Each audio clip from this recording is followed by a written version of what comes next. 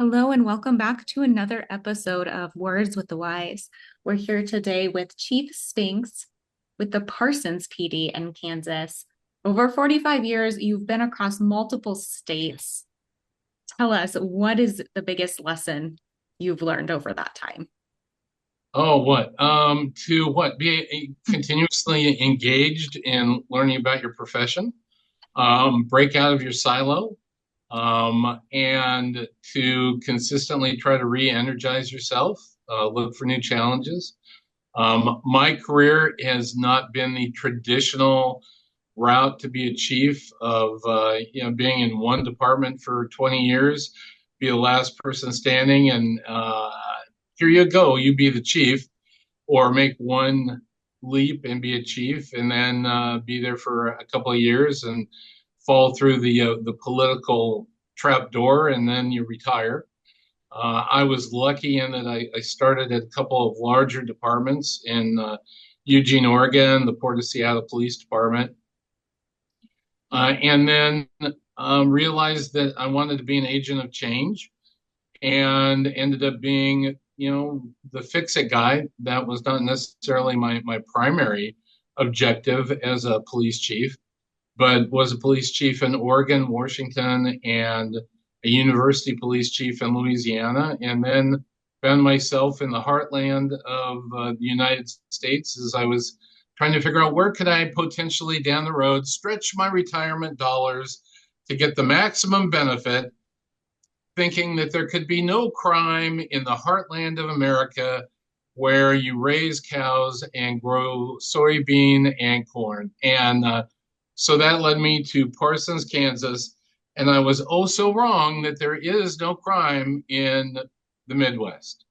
What's one of the most famous crimes that's happened in Kansas? Isn't that the movies based off in Cold Blood? Yeah, cold blood. Absolutely. I read Truman Capote's book, and there continues to be very interesting and dynamic crime in the Midwest, unfortunately. You said earlier that, one of the lessons that you learned is, stepping out of your comfort zone and, being a continuous learner. How did you find the courage to step out of your comfort zone and to keep developing yourself? Because some people are afraid of that. Well, I was very lucky. I fell into this profession very early. I was a police cadet Mm. at the young age of 13. I was lucky enough to be able to spend 19 summers at my grandma's house on the Oregon coast in Seaside, Oregon. And my parents were concerned that at the age of 13, I might actually discover girls. And if I was going to go spend the summer up on the Oregon coast, that I was either going to have to find a job or volunteer. Well, no one's going to hire a 13-year-old. And so they made me literally type up a resume at 13, and I was going to find something to do other than just, hang out at the beach, which I thought would have been a fine plan. And so they drove me up to in front of the city hall in the seaside and kicked me out and basically said, go start here and peddle your resume and see if there's something that you can do for the summer. And I thought, well, here's the fire department. That looks pretty cool. Who wouldn't like to do something there? But it was a volunteer fire department, so there was nobody there. So I went to City Hall. Long story short, they had a police cadet program. And so then for the next 5 summers, I ended up being a police cadet there.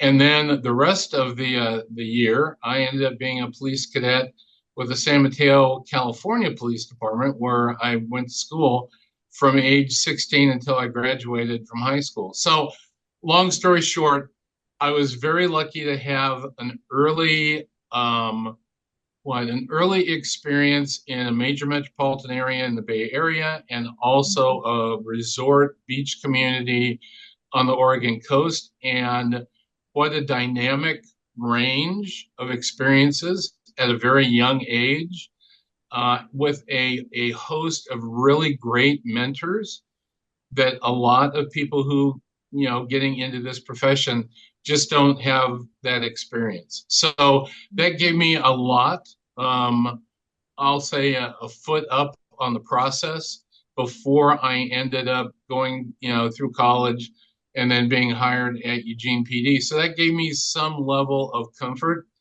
um, in trying to figure out what kind of a path, my career might have taken. But I will tell you, I thought that the only police department I was going to be at was going to be at Eugene PD. That was the only place I applied. That's where I thought I would retire. And again, it's a good reason to what think about career planning early in one's career, because you don't necessarily know where that road will take you or what options might come your way. Thank you. I appreciate that. And I think that having mentors early is really important. I know it was for me too. And there's a saying that says that the five people closest to you are the most influential. Have you heard of this? Yes, And so it's a testament to choose your circle wisely. Are you surrounding yourself with people who are going to challenge you in a positive way, who are going to allow you to grow and to thrive and to push you out of your comfort zone for the betterment of yourself and the betterment of others, or are you surrounding yourself with people who are tearing or dragging you down? And so I think it's an assessment that we all have to make and understand, who are we surrounding ourselves with? Is it positive or negative? Because they're going to be influential in the overall trajectory of our lives. absolutely. Thank you. I think it's so easy to find comfort and you start to feel comfortable in an area. But when you start to push yourself to get out of your comfort zone, that's where we start to find growth. Would you say the same? Yeah. Yeah, absolutely. And I think too, by being so young and watching, individuals move on to become chiefs or go through ranks, that I think was educational, for me. I think as a young officer at Eugene PD, I thought, hey, I'd gotten a couple of awards, my career was progressing. I thought this was great.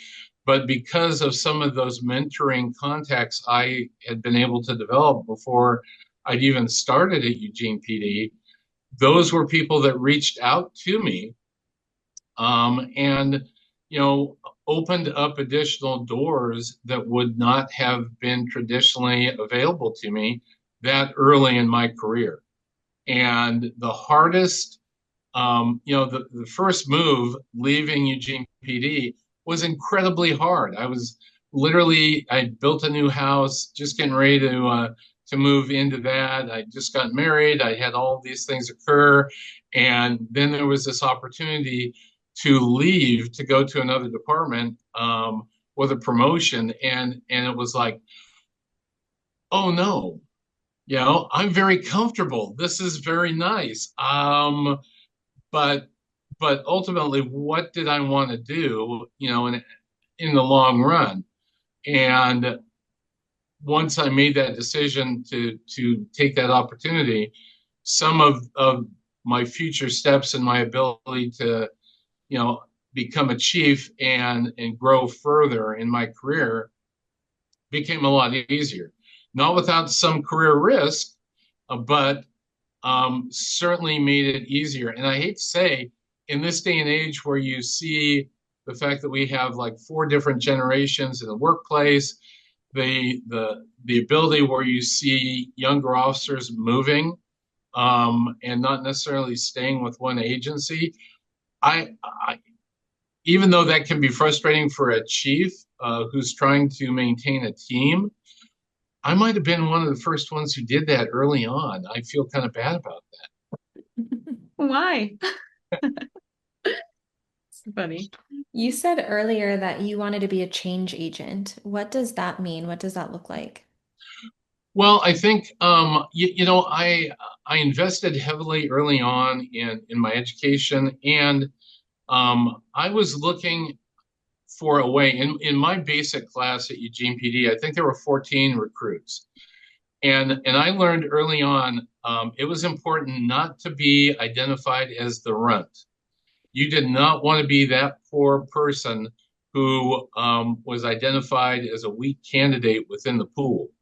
And so I was trying to find ways to set myself apart, whether it was, with my FTOs in my work productivity. And then once I was, as a patrol officer, was it, working in drunk driver enforcement, was it, whatever it was that I could develop a skill set that set me apart. Now, some of that was in those early years, I would take, my own vacation time and money and send myself to training to set my, develop my skill set and try to develop as a subject matter expert early on. Now, some of my peers are going, why are you doing that? The department has a responsibility to train us and, on and on and on. And I was like, yeah, but I'm not so sure that, the department's going to send us to XYZ training when we're working graveyard and we're the new folks. And so, early on, I went to a lot of crime prevention, PIO training, and that was recognized by, department management. And I got called into, the watch commander's office, the lieutenant's office, one night working graveyard, which was not always a good thing, let me just say. And I thought, what did I do? And the lieutenant said, we've noticed that you've gone to several of these classes in crime prevention. There's an opening for a department representative on a regional crime prevention council. Would you like to be the department rep? And I was like, yes, absolutely. And that investment and then that experience on that regional crime prevention council opened up additional doors and again helped propel me and my career farther and faster than some of my cohorts, in my basic academy. Thank you. Appreciate that. Are you able to share some of the ways that you are preventing crime versus just responding to crimes? Well, I think along the way, I'm a big fan of policetopeace.org. And they're a nonprofit national group, which has basically taken community-oriented policing and given it some additional structure. They have an accreditation program for agencies that, you kind of check the box, for training, community outreach, involvement with civic groups and whatnot, more so than just saying, I remember an old study that DOJ put out several years ago, and it was a survey, and they asked police chiefs and sheriffs, are you engaged in community-oriented policing? And it was like, 97%, everybody said yes. And then they said, what are you doing? And literally the responses were like, nobody really knew. It was like, well, we do whatever they teach officers at the police academy. And it was like, well, okay, that doesn't seem like we're doing a very good job. At least with Police to Peace, there is, some structure, some training, some oversight, some accountability, and every 2 years you kind of go through an accreditation process. And so that kind of feeds into the need to use all of your resources. I kind of look at it as like the fourth leg on a chair. And the other three legs are you need to have dispatchers and way, for people to call for the police. Got to have that. You have to have first responders and officers to show up, and you need to have detectives to actually solve crimes. There's a fourth leg that usually gets sawed off when money is tight, and that's training, crime prevention, community outreach. And that is a sad state of affairs because if you don't have that solid leg, which is community engagement, use of social media platforms, have a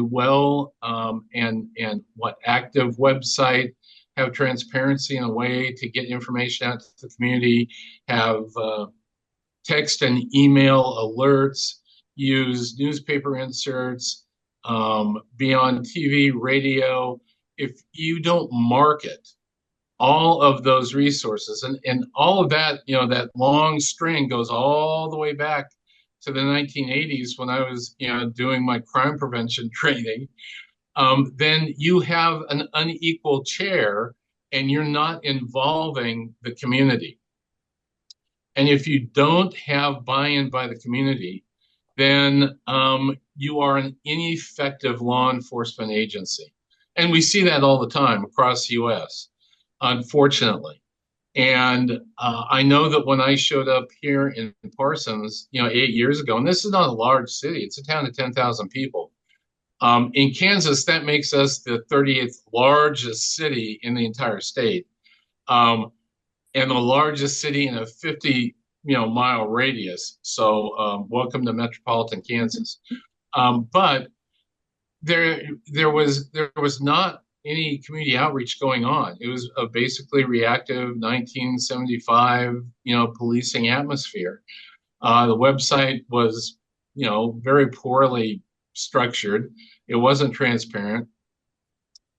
Press releases and whatnot were very, very, very reactive. Even though we have 4 TV stations within 50 miles, they weren't being utilized. We have a local radio station, we have a newspaper, those are not being utilized.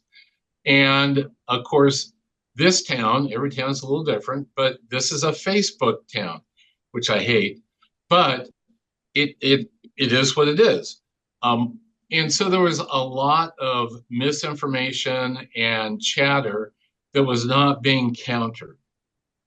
Now we go forward 8 years, and now we do an annual survey. Our level of support in the community is like twice the national average. We do our most recent survey, I believe we were in the 90 percentile range in the level of support from the community.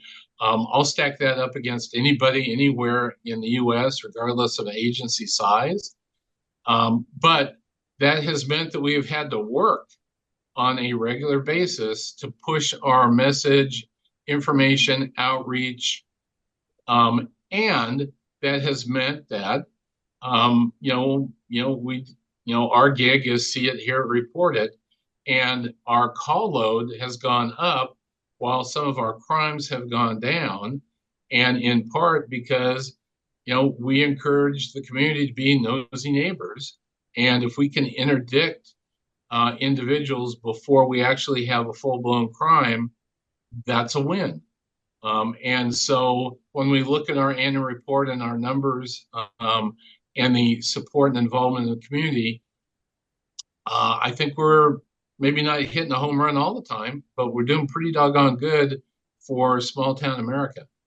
Yeah, it sounds like you've definitely increased. And I would say along with that, within that same fourth leg that you've mentioned is prevention of, the wellness prevention or wellness to prevent injuries and emotional breakdowns, things like that is also very important within the department. Well, it is. I hate to say this. I came into the profession at a time where, you died by 1,000 paper cuts. The idea of having critical incident debriefing, that wasn't even in the same universe. I was blessed that, that Eugene PD and the Port of Seattle, we at least got to work out and had a gym. That was about it. And thank goodness, times have changed, and again, being a chief in a smaller department, in each of the departments, I've been lucky because you can turn the rudder quicker in those smaller organizations. So, mandating critical incident debriefing as just a normal course of business whenever you have, different kinds of incidents. Okay, that was a foreign concept in every one of those agencies I went into. And now it's just a commonplace, no mystique about it. It's just, that's what we do. We train, officers in dealing with mental health issues. We have a software program that identifies potential officers at risk for different behaviors or, number of incidents that they are exposed to. We work with our county mental health providers, to to jump in before officers are put in a bad position. And because it is just a way of doing business, there's not a stigma attached to that. Now, I will say it is frustrating when you don't have enough cash to do some of the things that you want to do. We have an older facility. We don't have an in-house gym, as an example. I've been trying to sell, the idea of just paying for gym memberships, with one of the local providers. That hasn't yet come about. I will say, you try to be, what? You try to, when you don't have cash, you try to look at ways that are unique. Well, my patrol lieutenant recently put together and is using a Microsoft app, which is kind of like a revolving conversation, and it's all about wellness. So the patrol staff, they share their workouts, they encourage each other. It's actually pretty interesting, and that was just a homegrown innovation, and probably worthwhile for accommodation, for just thinking out of the box without having a resource to try to raise the level of wellness, health concern, and sharing among the officers. Yeah, thank you. I mean, things have evolved definitely I'm sure over the last 40 years for sure. And we've definitely seen it here in more recent years too. It's good to hear the ideas and the ways that you're getting creative with your budget, being a smaller agency. And I'll say you're not alone. I mean, every agency that we talk to, budget is the number one challenge. And you said earlier that, the first things to get cut are training and community support, but wellness is one of them. It's really challenging for a lot of agencies to, I don't want to say convince, but maybe that is the right word, to convince their bosses that it's, something that's worth investing in early, and to be proactive, especially when everything else is so tight. So to ask for additional money for wellness is something that I know a lot of agencies across the country are really challenged with. And I know that they've gotten creative too. So it's always really good to share, what each person is doing so other people who are listening to the podcast can get ideas. Yeah, I will say, we recently formed, we have a local community foundation, and so under that umbrella, we had formed a police legacy fund, and so as a 501c3, we now are doing an annual golf charity event with the intent of raising funds not only for community events, and it also takes care of our Shop with a Cop program and things like that. But we are also seriously looking at, do we have enough resources to sustain some level of wellness programming, and what could that potentially look like? Yeah, thank you. With all of your years of experience, what words of wisdom do you have for our younger generations? Oh, are we already to that question? Wow, gosh, I thought we could keep going here for quite a while. So is this going to be what I wish someone had shared with me? Yes. Or are we still before that? With that 13-year-old self, what do you wish someone would have shared? Well, yeah. Again, I'm lucky because I got to have a lot of those things shared with me, and so I was thinking about that obviously, before the podcast, and I came up with several things. Yeah, and so I broke it down into seven. So it wasn't just one. But so here's my top seven. So, number one, invest in yourself. Number two, the academy is a first step. And then I've got some narrative to go with these. Number three, empathy is critical. Number four, command presence. Number five, communication. Number six, break the silo. Number seven, take care of yourself. So never stop investing in yourself. The badge marks just the beginning of the journey, but your growth in your character, your commitment to learning, that's going to define you. That will become who you are. Become an instructor. Get your degree if you haven't done that. And I will also put in there retirement planning. Now, this is from the old guy, right? I wish somebody would have had some discussion about that early on. Look for multiple streams of retirement income from day one. Second, the academy, it is a starting point. Yeah, there are 660 academies across the United States. They range from 400 hours to over 1,700 hours of instruction. And policing is a dynamic profession. There's not uniformity across the United States. There are these hills and valleys that go from state to state to state to state. And if anybody thinks that once you graduate from the academy, you know everything, or life is great, you have another thing coming. That is like the first baby step into the profession.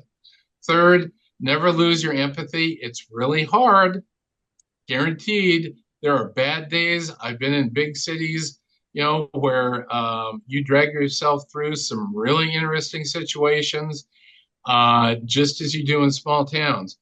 But it is critical, to realize that this profession, it is about service and guardianship.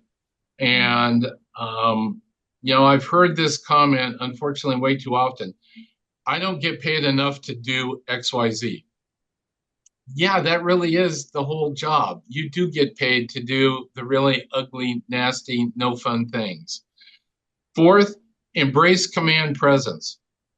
And when I say that, look and act professional.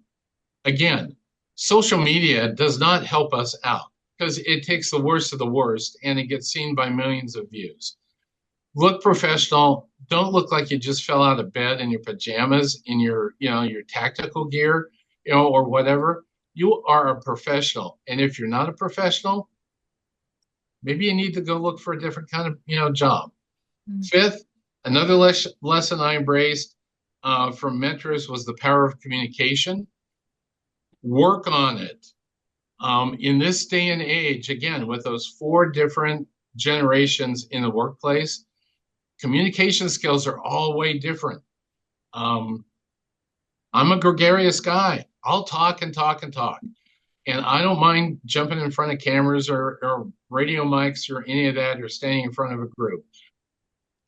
As a chief with a gold badge, anybody with a gold badge better be able to do that very well. Otherwise, they need to do a different job. Now, having said that, it also means everybody with a badge needs to be able to communicate under stress and to do it with prepared scripts in your head, to be able to answer the question that everybody always asks us, why, instead of because I said so. And in this day and age, if you can't respond quickly with coherent responses, again, you need to practice a lot. Sixth, break out of the silo. Know what's going on in your community. Look at different media sources. Know what's going on in the schools. Know what's going on in the business districts.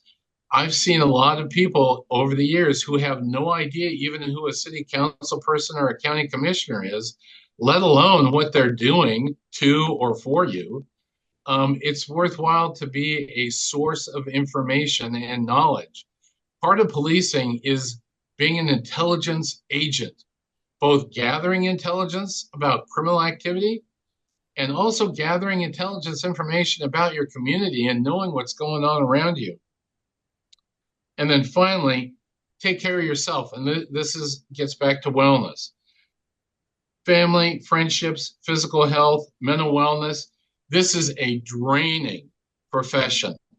I can guarantee I know that. I've been doing this longer than the average guy. I'm not sure why, but it is draining. And if you don't make those investments in service groups, faith-based organizations, schools, whatever it is for you and your loved ones, this will drain your life force unless you recharge on a regular and ongoing basis, however it is. And at the end of the day, if you have been overinvested to where, you live for that badge instead of living for your life, when you finally give up that badge, you will be a broken and empty soul, because people are not going to remember that. They're going to remember the positive contacts that you had, the interactions, the helpfulness, the guardianship that you provided during your career and interaction in the community. One of the departments I left on the West Coast, again, same kind of size city, 10,000 people. And I had gotten engaged with a community radio station because who wouldn't want to be a DJ, right? When I thought I was retiring at the time, I ended up being bored and, took another chief's job. But they wanted to do a retirement something, and I was like, oh, that's okay, I'm good. And, they asked a couple of times. I said, well, if there's a way to raise money for the community nonprofit radio station, okay, I'm up for that. So they ended up doing a beans and hot dog fundraiser for my retirement. I had 700 people show up. Wow. In a town of 10,000 people. I was dumbfounded. Now, I shook every single hand of the folks that showed up. I never expected that, but it was because of that outreach, the change of the department, and how we integrated and responded to the needs of that community. That is fulfilling. And that's what I hope, every law enforcement officer can walk away with, that kind of a positive feeling, instead of, the old curmudgeon that goes off into the sunset, just about that. Don't do that. Don't do that at all. Right off into the sunset, and be happy, be fulfilled, and still have, many good years. I'm going to ride off to, Glacier National Park for a vacation, and I'll have good thoughts about my policing, and I'll come back and, do a little bit more before I finally hang it up here. Thank you so much for being here and sharing your words of wisdom with us. Well, I don't know if they were words of wisdom, but hopefully they'll be worthwhile for somebody. Thank you. We really appreciate it. Thank you. I appreciate the opportunity. Of course.